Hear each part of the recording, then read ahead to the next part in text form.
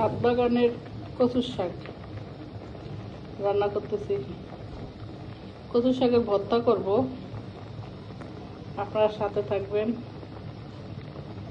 এই গোলমরিচ মরিচ দেওয়া হইলো, ছাদ বাগানের রসুন, পেঁয়াজ, লবণ, আর কিছু দেওয়া হবে না।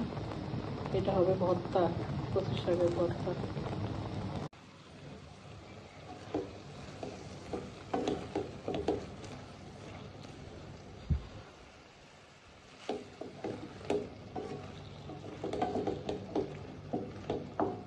এটা আরো শুকাবে, আরো ভাঙা হবে, একদম ভর্তার মতো হবে। ভর্তা করব।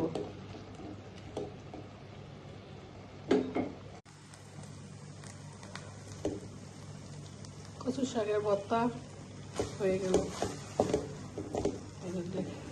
তেল ছাড়া কচু শাকের ভর্তা, সবকিছু দেওয়া হয়েছে এখানে, শুধু তেল দেওয়া হয় না। এইভাবে আপনারা খেয়ে দেখবেন, অনেক মজা।